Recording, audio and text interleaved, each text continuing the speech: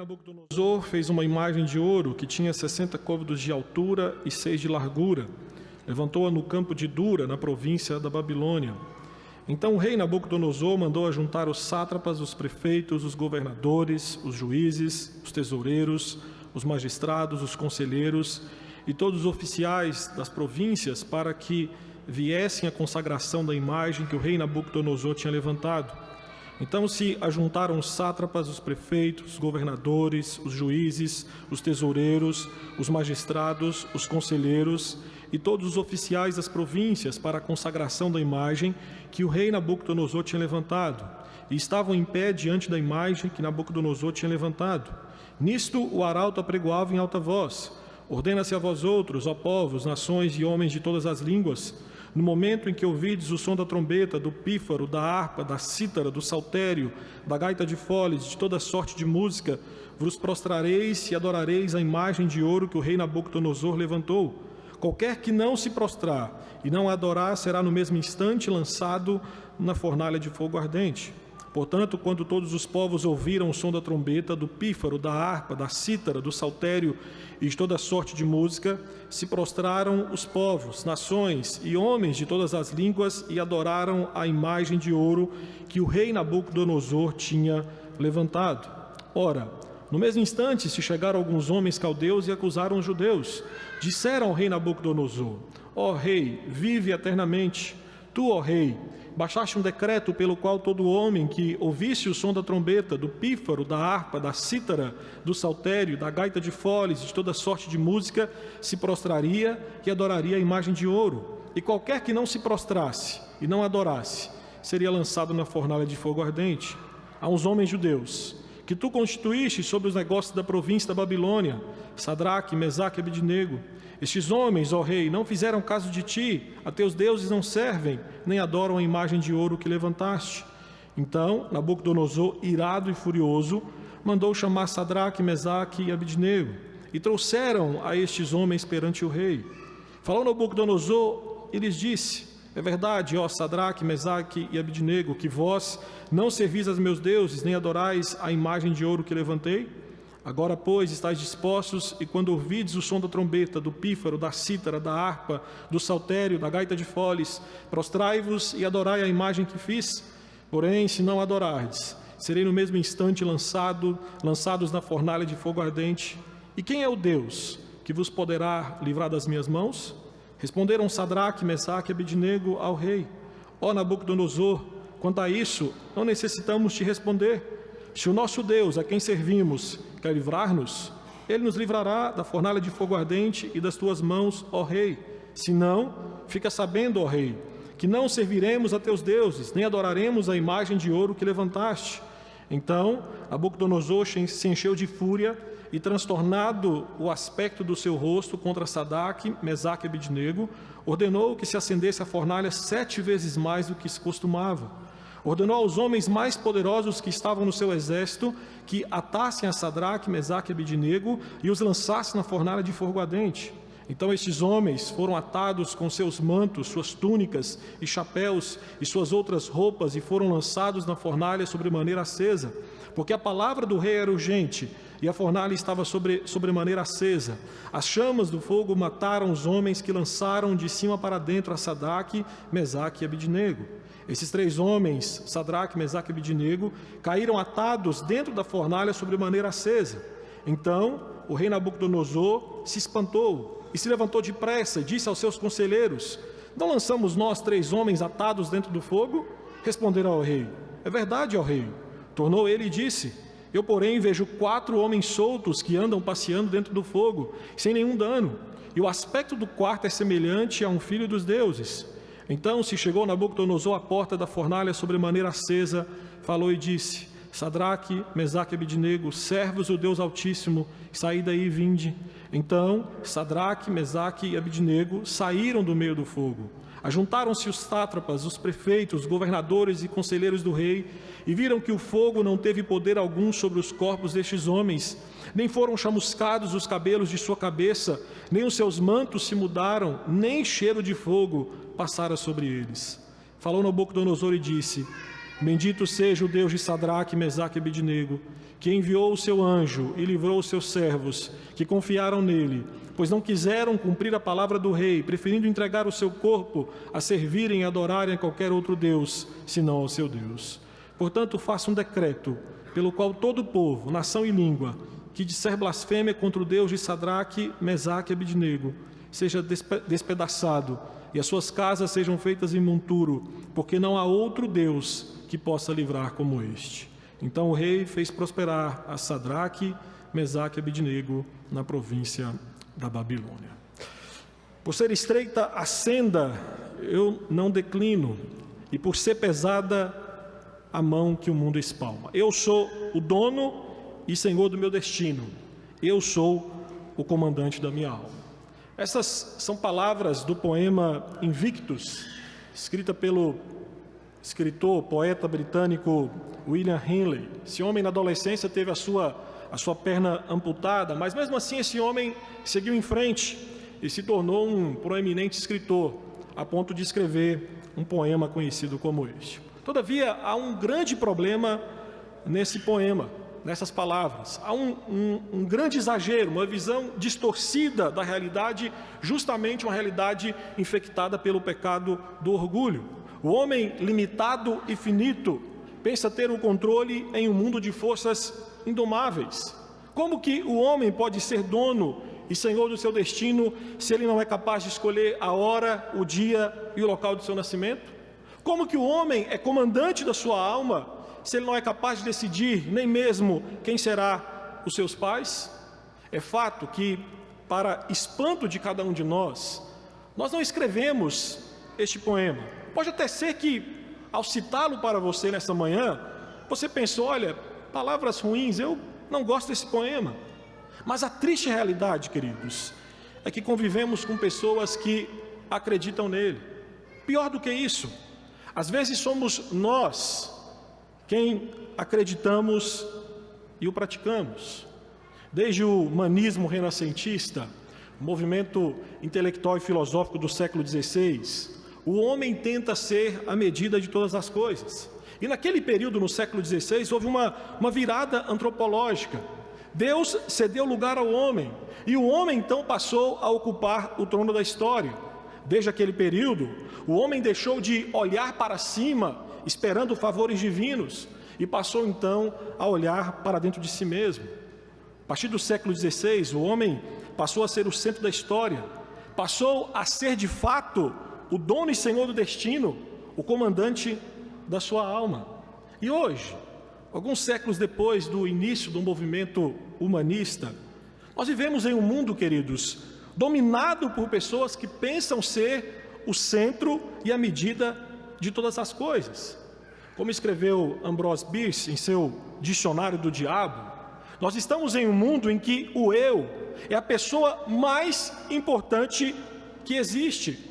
A nossa cultura está encharcada por aquilo que os mestres do cristianismo ensinam. O pecado principal, o supremo mal, aquilo que é conhecido como o orgulho.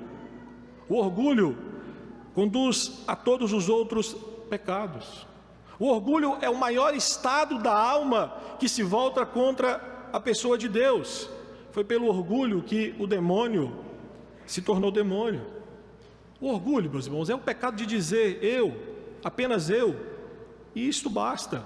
O orgulho leva o homem a olhar sempre de cima para baixo. E é claro que quem está olhando para baixo não tem condições de ver aquilo que está acima de si. E no episódio da queda do homem em pecado, lá em Gênesis 3, nós vemos o dicionário do diabo sendo colocado em prática. Porque a essência do pecado de Adão foi dar as costas para Deus e ao mesmo tempo trocar a reverência que ele tinha ao Criador por um outro objeto de adoração, que no caso passa a ser o próprio homem. É preciso lembrar que a idolatria, como já foi trabalhado aqui nos últimos 3 domingos, é você reverenciar, é você adorar qualquer coisa que não seja a pessoa de Deus. E na queda de Adão, nós vamos ver que Adão fez justamente isso. Adão trocou a sua fidelidade a Deus pela fidelidade a um outro Deus, que as Escrituras vão nos mostrar que é Ele próprio. Então, ao aceitar a proposta da serpente, lá em Gênesis 3, Adão abraçou a egolatria, porque ele decidiu que sabia mais do que Deus aquilo que era melhor para si, promovendo-se a todo custo e confiando em si mesmo, ser criado e não no Criador. Gênesis 3 nos mostra que os seres humanos de fato infringiram a distinção Criador-criatura. Pior do que isso, não se tornaram deuses, como a proposta da serpente, mas escolheram agir como se fossem, definindo e decidindo por eles mesmos aquilo que deveria ser considerado como bem ou como mal. A queda do homem em pecado é a raiz de todas as outras formas de idolatria. E desde a queda, meus irmãos, nós deificamos a nossa própria capacidade, e com isso nos tornamos, cada um de nós, o Deus de nossas escolhas e de tudo o que elas implicam. Então, na origem de toda idolatria está a rejeição humana da divindade de Deus e da sua autoridade moral. E o fruto dessa revolta é que a idolatria obscurece a distinção que existe entre o Criador e suas criaturas. E Daniel capítulo 3 nos mostra justamente esta realidade. Nos mostra a realidade de um rei que não se contentou em ser rei de reis, mas que queria ser o maior rei da terra, a ponto de ser adorado como um Deus.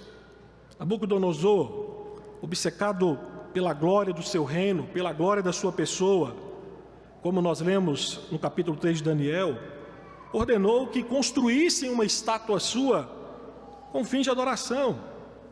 É fato que nesse texto, sempre que nós vamos falar de Daniel capítulo 3, nós gostamos de focar no livramento da fornalha de fogo ardente. É algo belíssimo, mas essa passagem foi escrita, queridos, para israelitas que sofriam no exílio, porque se voltaram para a idolatria contra Deus.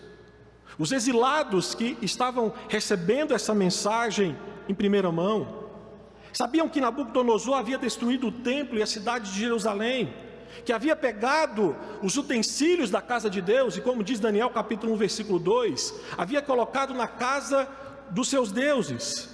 Então, para todos, não só para o povo de Israel, mas para os demais povos que a Babilônia havia derrotado, ao pegar os utensílios da casa de Deus e levar para a casa dos seus deuses, a mensagem que Nabucodonosor queria passar é que o Deus dele, ou os deuses da Babilônia, havia derrotado o Deus de Israel. Eles pareciam ser muito mais poderosos que o Senhor. Portanto, o objetivo do autor com essa narrativa é um duplo objetivo. O primeiro é tranquilizar os israelitas no exílio, mostrando que Deus é soberano e ao mesmo tempo Deus é capaz de livrar o seu povo da fornalha da aflição. E o segundo objetivo, na narrativa, era incentivar o povo no exílio a não servir outros deuses, mesmo que essa negativa resultasse em morte. Então, dessa forma, a questão principal dessa passagem é a recusa dos 3 jovens em servir a outros deuses. Entretanto, eu quero nesta manhã dar uma atenção maior a Nabucodonosor. E eu quero mostrar para você nessa manhã como que o Deus orgulho, como que a idolatria do ego, como que ela funciona. Mais do que isso, eu quero que você entenda que da mesma forma que o Deus ego faz isso no nosso coração, os demais ídolos que nós levantamos no coração agem da mesma forma. O primeiro ponto que eu quero pensar com você é que o Deus ego nos leva a divinizar a criatura. Qualquer ídolo faz isso. Qualquer ídolo faz com que nós venhamos deificar a criação ou algo da criação. No caso do orgulho, nós deificamos a nossa própria pessoa. E no capítulo 2, se você pudesse voltar no capítulo 2, você vai ver que capítulo 2, Nabucodonosor fica impressionado com a capacidade do Deus de Daniel contar a ele os seus sonhos sobre uma enorme estátua com a cabeça de ouro. Capítulo 2 vai falar daquele sonho que deixou Nabucodonosor apreensivo, em que ele viu uma estátua com a cabeça de ouro e uma estátua que tinha várias partes, e ele fica então ensandecido a ponto de dizer que se não conseguissem revelar o seu sonho, ele mataria todo mundo. E Daniel então, usado por Deus, dá a interpretação do sonho para Nabucodonosor. Só que, ao que parece, algum tempo depois da interpretação de Daniel, que ele era a cabeça de ouro daquela estátua que ele havia visto, aquilo cegou o coração do rei Nabucodonosor, porque ele desejou ser mais do que apenas uma cabeça de ouro. Ele queria ser a estátua inteira de ouro. O seu coração se engrandeceu e ele quis ser adorado como um Deus, e este engrandecimento do seu ego toma forma. Capítulo 3, então, o rei manda construir uma estátua de ouro e ordena que todos os povos deveriam adorá-lo. Aqui, meus queridos, só para você ter uma noção da grandeza dessa estátua, aproximadamente essa estátua tinha 27 metros de altura e 3 metros de largura, e toda ela revestida de ouro. Esta palavra traduzida no capítulo 3 por imagem, literalmente é estátua representando o homem. Isto era muito comum entre os babilônicos, construir imagens em sua própria honra. Por isso eu creio que a imagem aqui no capítulo 3 era uma representação dele. Aqui Nabucodonosor estava pensando em sua própria honra. E aqui eu tenho que fazer um parênteses. Entenda que não existe qualquer problema em você erigir uma estátua em honra a alguém. Nós fazemos isso ainda hoje. Em algumas praças das nossas cidades existem algumas estátuas de pessoas que marcaram a história da cidade ou até mesmo a história do nosso país. Entretanto, aqui no caso de Nabucodonosor, a imagem tem conotações religiosas. No texto, por 5 vezes, aparece a frase: vos prostrareis e adorareis. E todas elas estão ligadas à adoração a essa estátua de ouro. Além disso, por 2 vezes, os versículos 4 e 7 do capítulo 3, o narrador repete que todos os povos, nações e línguas deveriam se prostrar e adorar a imagem. Ou seja, o rei desejava uma adoração, de certa forma, universal. Nós devemos também considerar aqui que, ao construir essa estátua de ouro e exigir uma adoração universal, o rei aqui está claramente desafiando a palavra de Deus. Vá para o capítulo 2, versículos 37 até 40, para você ver o que está escrito lá. Daniel capítulo 2, versículos 37 a 40.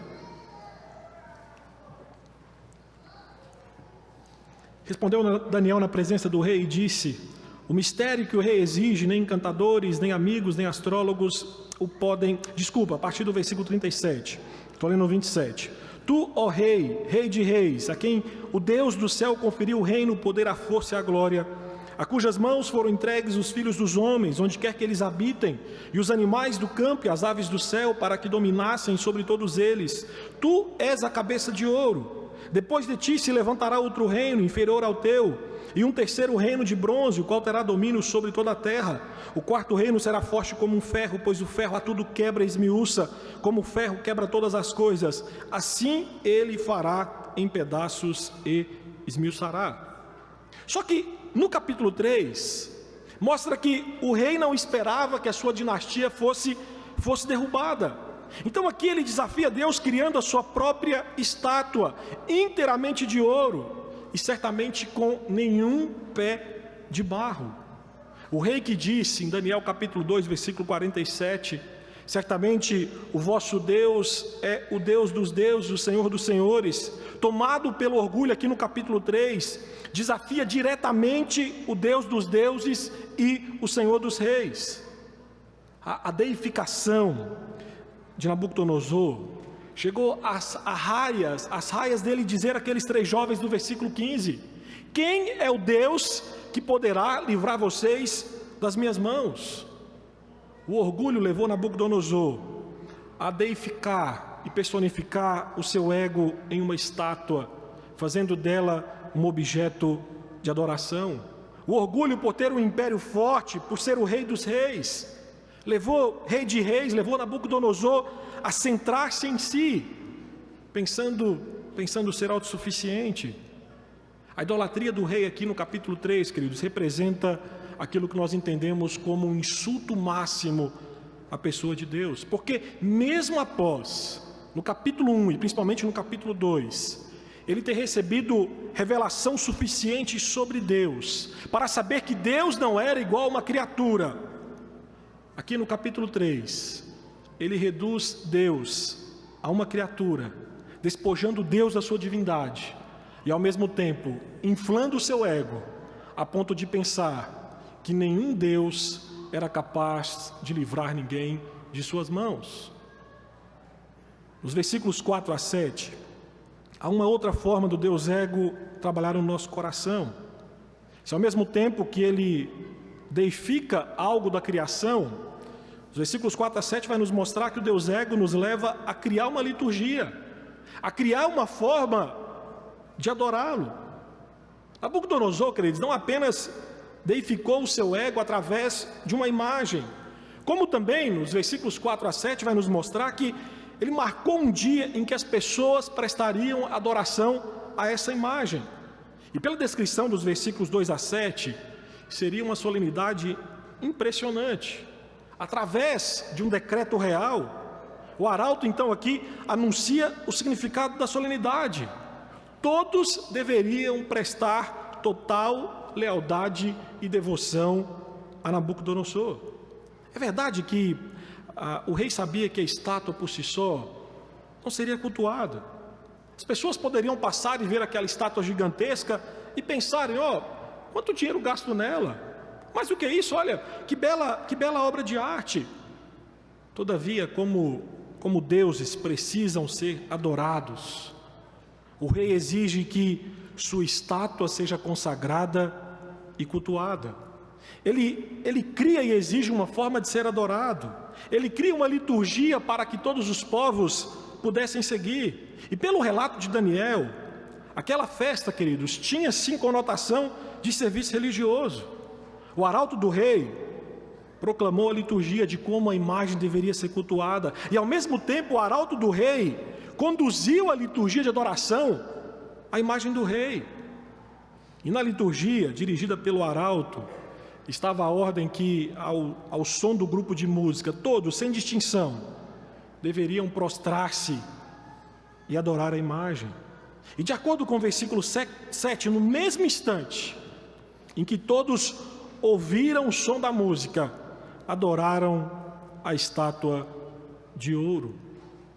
O rei Nabucodonosor queria ser adorado, e para tanto criou uma forma de o ser, não apenas, queridos, como uma estátua, mas através do serviço religioso, através da liturgia dirigida por seu arauto. Quase todos daquele reino se prostraram diante dele e prestaram-lhe um culto.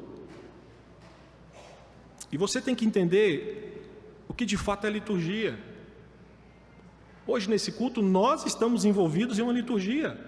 E para nós reformados, liturgia é mais do que um serviço religioso, é mais do que um programa ou uma ordem de culto. Liturgia para nós é uma ação de Deus e o nosso fiel acolhimento desta ação.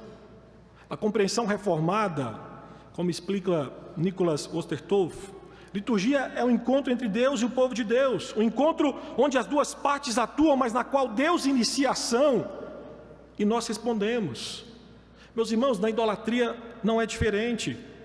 Nas liturgias realizadas pelos idólatras, existe um encontro entre o seu Deus imaginário e a resposta do adorador. Ídolos, assim como Nabucodonosor, cria e exige que seus seguidores sigam suas liturgias como demonstração de serviço religioso prestado. Nessa semana, eu vi uma reportagem que me deixou assustado. E eu fiquei pensando como que o Deus ego exige isso como liturgia. A atriz americana Michelle Williams foi ganhadora do Globo de Ouro, um dos grandes prêmios, daqueles que premiam os melhores atores do ano. E na sua fala diante de milhares de pessoas, fala essa que foi compartilhada nas redes sociais, que tomou o mundo, aquela mulher disse que não teria alcançado aquele prêmio se não tivesse abortado o seu bebê no passado. Uma inglesa, Ed Linton, diretora de uma organização inglesa contra o aborto, fez um comentário muito pertinente sobre a frase dessa atriz, no qual ela disse: bem-vindos a 2020, onde o troféu é mais valioso que a vida humana e as mulheres devem matar seus filhos para realizar os seus sonhos. No caso dessa atriz, queridos, a sua liturgia para adorar o Deus ego foi sacrificar o seu filho para ter sucesso. Ela fez do aborto, da criança que matou, uma liturgia para adorar o seu ego. Mais do que isso, nos versículos 8 a 23, há uma terceira ação que qualquer ídolo, e aqui no caso o Deus ego, nos leva a fazer. O Deus ego nos leva a buscar adoradores. Do que adianta você ser um Deus, você criar uma liturgia, se você não tem quem se prostra diante de você? O rei Nabucodonosor, levado por seu orgulho, não apenas deificou a sua pessoa, não apenas criou uma liturgia para adorá-lo, mas também arrebanhou uma grande quantidade de adoradores. No texto que nós lemos, ficou muito claro que ele ordenou que os seus súditos, as autoridades, até os mais simples, comparecessem e se curvassem diante da sua estátua. O Deus orgulho, personificado naquela estátua, precisava de uma prova de lealdade, e assim Nabucodonosor o faz. Contudo, esta lealdade não era por livre e espontânea vontade. Quem se recusasse seria castigado, sendo jogado na fornalha de fogo ardente. E aqui é importante você saber que os súditos de Nabucodonosor sabiam que aquela ameaça não era vazia de significado. O castigo de queimar pelo fogo era algo comum entre os babilônicos, entre os caldeus. Jeremias 29, dos versículos 21 a 23, o profeta nomeia duas pessoas que foram assadas no fogo pelo rei da Babilônia. Por isso, assim que os súditos escutam o som da música, prostram-se em terra, como fantoches em uma corda, todos caem, todos se prostram, e todos então adoram a estátua do rei. E aqui nós temos que, de certa forma, usar um pouco a imaginação, porque eu fico pensando que, enquanto o rei olhava para a planície de Dura, tudo o que ele via era uma massa de pessoas prostradas diante da estátua de ouro que ele criou. Eu fico pensando que, no seu orgulho, ele deve ter pensado, deve ter ficado satisfeito, porque agora ele não tinha apenas uma estátua, mas ele tinha, de fato, aquilo que ele desejava, ele tinha adoradores. É importante você saber que, para muitos daqueles povos que se prostraram diante de Nabucodonosor, curvar-se diante de um ídolo não era problema.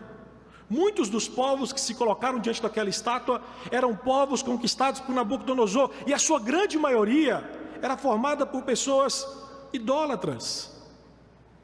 E aqueles homens então criam que os deuses da Babilônia, agora o Deus Nabucodonosor, era mais forte que os seus deuses, pois do contrário, eles não teriam sido derrotados. Além disso, o fato de adorar aquele falso Deus, que no caso aqui era Nabucodonosor, implicava em bem-estar pessoal, porque eles seriam poupados de serem lançados numa fornalha de fogo ardente. Entretanto, como o orgulho de cada um compete com o orgulho de todos os demais, alguns caldeus, motivados pela inveja, como nos mostra o versículo 12, acusaram 3 jovens judeus de não adorarem a estátua do rei. E no versículo 12 eles dizem: esses judeus que você constituiu sobre os seus negócios não prestam atenção em você, rei. Mais do que isso, eles ignoraram a sua ordem e não adoraram a sua estátua. Como orgulho, meus irmãos, é essencialmente competidor. Ao saber que esses 3 jovens não adoraram, o coração do rei se enfureceu. Por 2 vezes é descrito que Nabucodonosor ficou com raiva. No versículo 13 vai dizer que ele ficou irado e furioso. No versículo 19, tomado pela raiva, o seu rosto ficou desfigurado. A raiva de Nabucodonosor é um indicativo de como o orgulho trabalha no coração do homem, quando o homem não consegue aquilo que ele quer. Entenda que o orgulho não sente prazer em possuir algo, mas em possuir mais do que o próximo. O rei já tinha adoradores, mas em seu orgulho, ele queria ter todos os adoradores. Por isso que no versículo 15, o rei tenta dissuadir aqueles jovens, mas deixa claro que se não conseguisse dissuadi-los, iria castigá-los. Aqui a ameaça faz parte da tentativa de fazer com que aqueles 3 jovens se prostrassem diante da sua imagem. Mais do que isso, no versículo 15, levado pela sua prepotência, o rei questiona aqueles jovens qual Deus poderia livrá-los de suas mãos. Mas para aqueles jovens, meus irmãos, ecoava em suas mentes o mandamento do Senhor: não fará para ti imagem, não te curvará a elas e nem a servirás. Então, dessa forma, como aqueles jovens se recusaram a adorá-lo, a ordem do rei é para seguir a liturgia e castigá-los, jogá-los na fornalha de fogo ardente. Ser seu próprio Deus e viver para a sua glória levou o rei a um comportamento cruel. O orgulho transformou Nabucodonosor em um predador. Se aqueles 3 jovens não iriam adorá-lo, que fossem queimados vivos. Que fossem queimados vivos. Essa é a dinâmica de como funciona o Deus orgulho. É assim que o nosso coração age quando o Deus orgulho passa a controlar a nossa existência. Por isso que nesta manhã eu quero trazer nas nossas aplicações alguns cuidados que devemos tomar para que não venhamos ser dominados, enganados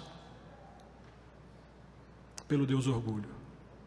Primeiro cuidado que trago para você nesta manhã, a partir de Daniel 3, cuidado, porque o orgulho te leva a pensar que você é o que você não é. Levado pelo orgulho, o que nós vimos nesta manhã é que o rei Nabucodonosor fez uma imagem gigante dele, porque ele queria que o mundo o visse assim, como um Deus. Em sua arrogância, o rei foi levado a pensar, agir e ordenar que todos olhassem e o adorassem como um Deus rei. Pobre rei. Ele não sabia, mas nós sabemos hoje que o orgulho o cegou, assim como cega a todos os seus adoradores. Há um rabino, Menachem de Kotsk, que ele disse que o egocentrismo é o engano mais absurdo, mais comum e mais amado. O indivíduo tende a agir como se o seu ego fosse o centro do universo, a fonte, o propósito da existência, que afronta descarada negar que Deus é esta fonte, esse propósito, a ceifa e o sentido. Isso nos lembra aquilo que nós vemos na liturgia, em Ezequiel, capítulo 28, versículos de 1 a 19. Em Ezequiel nós temos palavras de juízo contra o rei de Tiro. E na denúncia que nós lemos, Deus ali então acusa o rei do pecado de egolatria, pelo qual ele será julgado. Segundo o texto, o rei de Tiro, assim como Adão, pecou em querer exaltar-se para ser Deus. E o texto diz que o seu coração se elevou, se tornou arrogante a ponto de dizer: sou um Deus, e me assento na cadeira, me assento no trono dos deuses. Assim como Gênesis 3, Ezequiel 28 concebe o pecado do orgulho como uma reorganização da existência em torno do ego. E a consequência disso é que o indivíduo passa a ser seu próprio criador, passa a ser o seu redentor, passa a ser o seu sustentador. O problema do orgulho reside em usurpar uma prerrogativa divina. É a procura por ampliar o seu ego de uma forma que convém apenas à pessoa de Deus. E assim como o rei de Tiro, e assim como Adão, e assim como Nabucodonosor, um ególatra viverá para chamar a atenção para si mesmo, engrandecendo-se a si mesmo. O ego se põe no centro da existência como um Deus. O sentido supremo se encontra na autonomia do indivíduo autodivinizado, nos objetivos e limites estabelecidos pelo ego. Assim, a denúncia contra o rei de Tiro, em Ezequiel 28, que nós vemos na liturgia, exprime a ideia de que toda vez que qualquer homem se põe no centro da sua realidade, ele reflete uma imagem maior de si, engrandecendo-se de forma ilegítima. O orgulho leva o homem a pensar aquilo que de fato ele não é.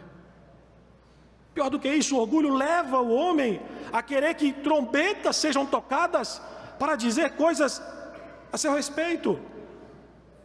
A bem da verdade é que nós criticamos os fariseus, lá do Sermão do Monte, quando Jesus os exortava, que eles tocavam trombetas quando faziam boas obras. Ou às vezes criticamos o que Nabucodonosor fez aqui em Daniel capítulo 3. Mas assim como eles, todos nós gostamos de ouvir trombetas exaltando nossos feitos, nossas virtudes, nossas qualidades. Em muitos casos, somos nós quem as tocamos. Somos nós que nos elogiamos. Somos nós que evidenciamos alguém que de fato não somos. O orgulho nos leva a pensar que somos dignos de receber glória e louvor. Passamos a achar que qualquer obra que executamos está tendo sucesso porque nós estamos participando. O orgulho nos leva a pensar que somos melhor do que os outros. A verdade é que o pecado do orgulho leva o homem para o engrandecimento de si mesmo, se necessário for, confessar os seus maiores crimes espirituais.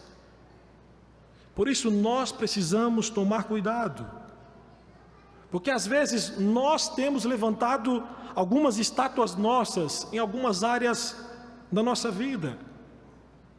E permita-me aqui, já que estamos em contexto de igreja, pensar num contexto de igreja. Quantos de nós não levantamos estátuas em algumas áreas que trabalhamos na igreja? E dizemos, aquele ministério é meu. O nosso coração é levado a pensar, se eu sair desse ministério, tudo acaba. Se eu não participar, não terá o mesmo brilho. Leve o seu coração a se questionar nessa manhã. Que imagem sua você quer que as pessoas vejam? Na vida cristã, meus irmãos, importa sermos transformados à imagem de Cristo, que vejam Cristo em nós e não a imagem caída e corrompida do nosso ego. Como disse um sábio servo do Senhor no passado, Thomas Kempis, no seu livro Imitação, se você deseja aprender e apreciar algo que vale a pena, então ame ser desconhecido e considerado como nada por amor a Jesus Cristo. Um segundo cuidado, advertência que trago para você nesta manhã, é cuidado, porque o orgulho sabe como entrar em nosso coração. Nabucodonosor era um homem que tinha conhecimento de Deus, de que Deus era o Senhor da história. Mas mesmo assim, aqui no capítulo 3, esse homem quis tomar para si as raias da história. E levado por seu orgulho, exigiu que todos se prostrassem diante dele. Exigiu que todos os povos conquistados por ele o adorassem como um Deus.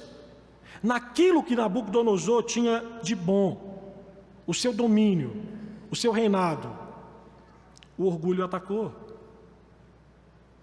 Não é à toa que Dorothy Sayers dizia que a estratégia diabólica do diabo é que ele não ataca os nossos pontos fracos, mas sim os nossos pontos mais fortes.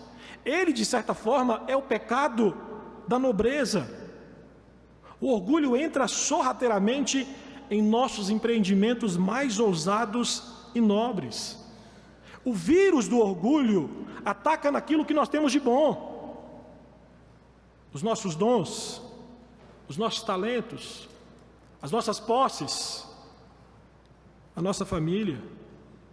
Diante daquilo que recebemos de Deus, como conquistas, como dons, o Deus orgulho sussurra em nosso coração: que isso, cara, você fez por merecer, você é bom, ninguém faz melhor do que você.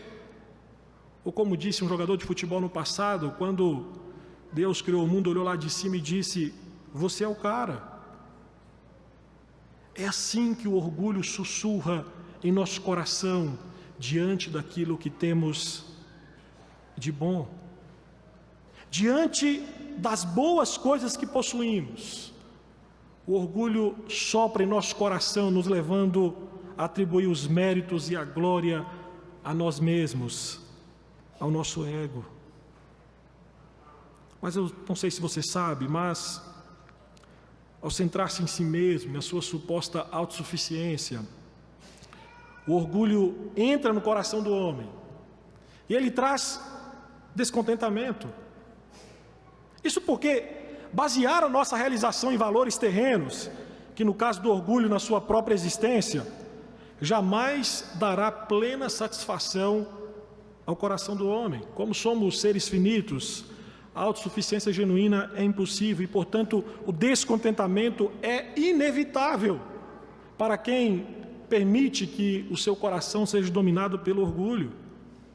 O nosso coração sempre precisará de algo além de nós mesmos, porque nós temos muitas coisas a desejar. Por isso que, de certa forma, o orgulho faz com que o contentamento no nosso coração seja algo inexistente, seja uma miragem.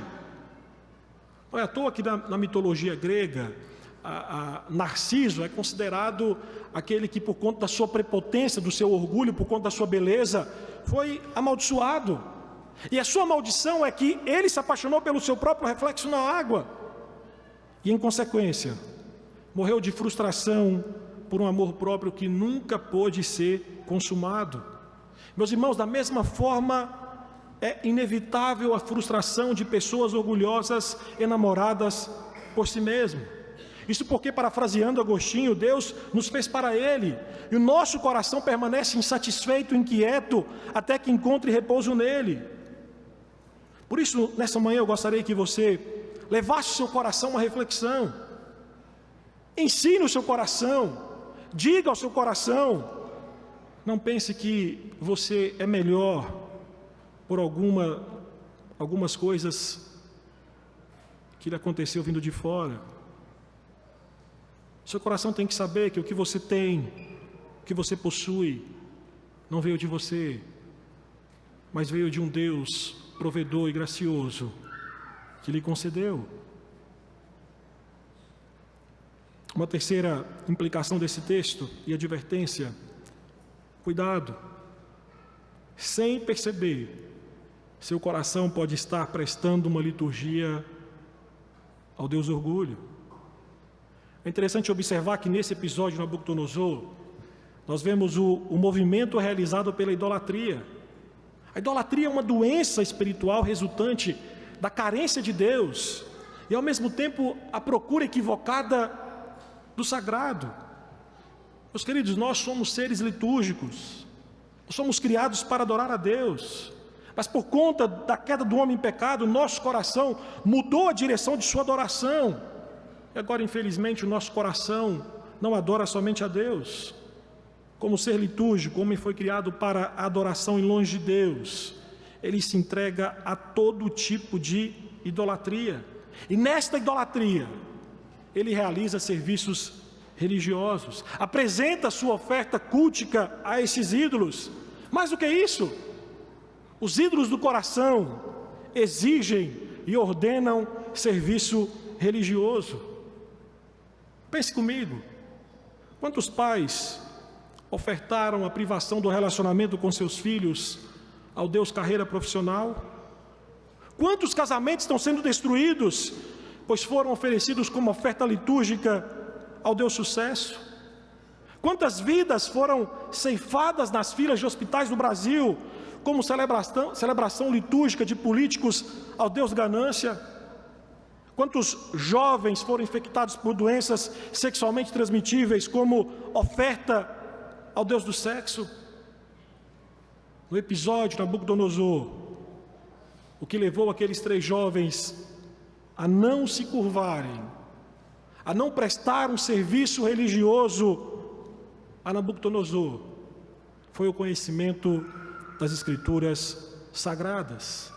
Nada a não ser o Deus verdadeiro, revelado em sua palavra, através de Cristo, pode abrir e banir o Deus ego do nosso coração.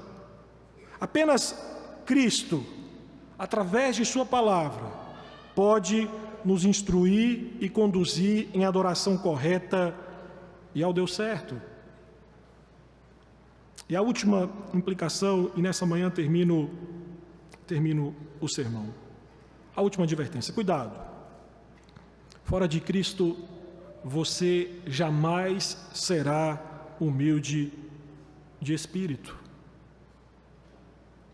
Aqueles 3 jovens, que de certa forma é o objetivo ao qual a ação deles é um dos objetivos pelo qual esse texto foi escrito e direcionado para os hebreus no exílio. Aqueles jovens não pensaram em si mesmos. Diante daquela loucura de Nabucodonosor, não pensaram em se preservarem. Simplesmente não adorariam outro Deus, e por uma ação divina, eles foram, claro, jogados dentro de uma fornalha de fogo ardente, mas por uma ação divina saíram ilesos daquela fornalha. O fogo diz que nem mesmo com cheiro de fogo, de fumaça, eles saíram.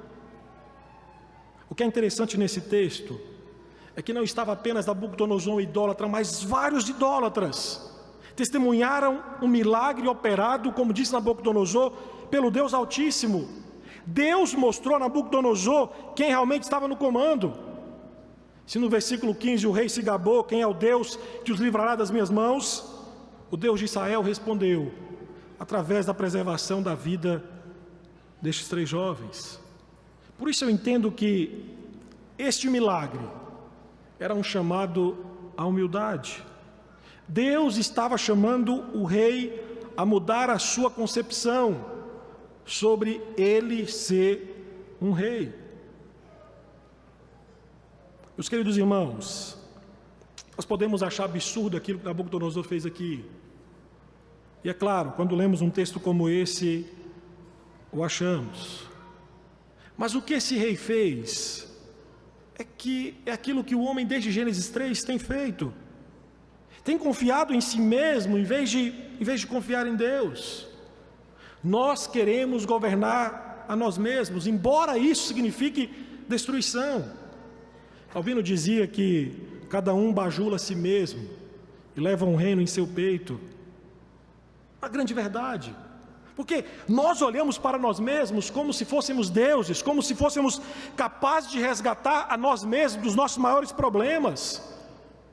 Cada ser humano leva dentro de si o desejo de seguir o seu próprio caminho, de reger sua própria vida, de resolver seus problemas, de ajudar a si mesmo. Nós somos, na maioria das vezes, como aquele jovem petulante que diz para o seu pai: da minha vida cuido eu agora sou dono do meu próprio nariz. O orgulho nos leva a desejar governar nosso próprio mundo, a ordenar a nossa própria existência, não somente a parte de Deus, mas às suas custas. Essa manhã você precisa saber que todo ser humano longe de Cristo agirá da mesma forma que Satanás, como descrito na obra Paraíso Perdido de John Milton. Melhor reinar no inferno do que servir no céu. Por isso, a única forma de vencermos o orgulho, a arrogância, a prepotência, de pensarmos que governamos a nossa existência, é por meio de uma mudança de centro administrativo, passando do eu governo para Cristo governa.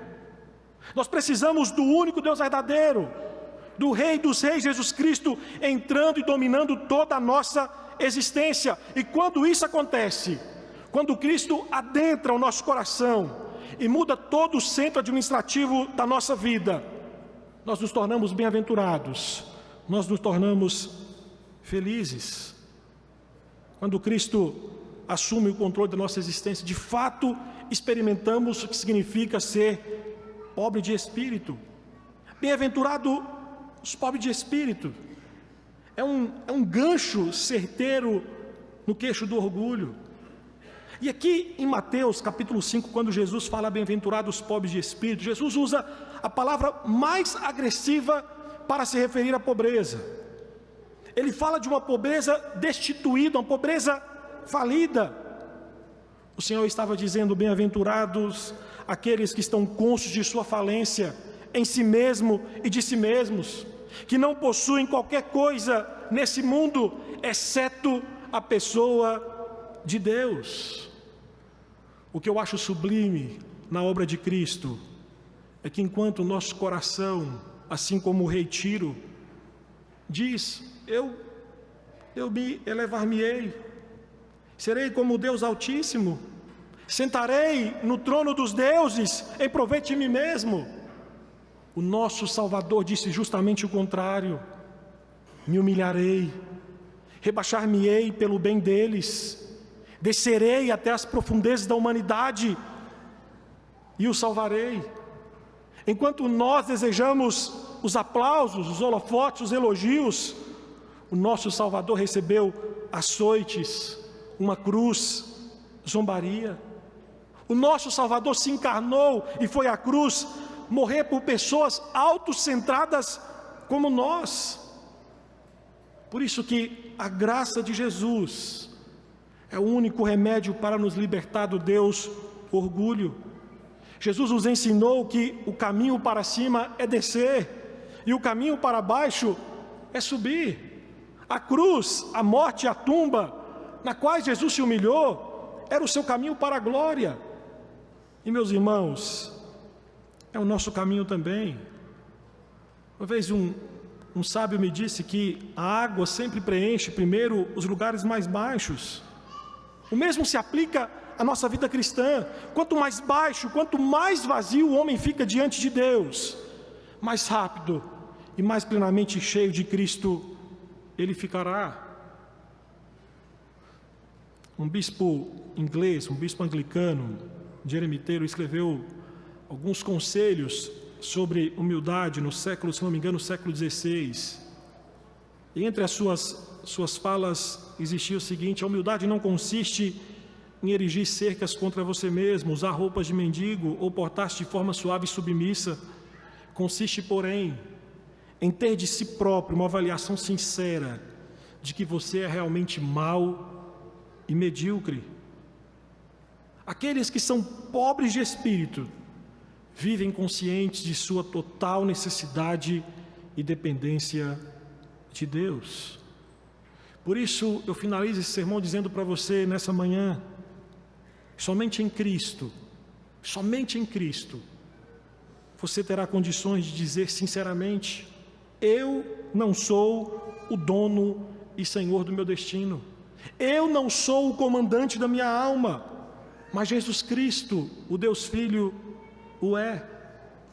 Por isso, volte-se para Cristo, pois somente através dele a nossa alma é liberta do orgulho. E eu quero convidar você a curvar sua cabeça. Nós estaremos orando.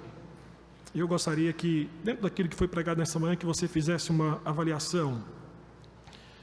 Quem sabe o Deus orgulho, uma vida egoísta, uma vida de autossuficiência, tem feito parte da sua existência. Quem sabe, sem perceber, o seu coração tem se prostrado e tem prestado serviço religioso ao Deus orgulho. Se coloque diante de Cristo e peça ao Senhor que adentre o seu coração e que, de fato, Ele assuma o centro administrativo da sua vida? Por alguns instantes.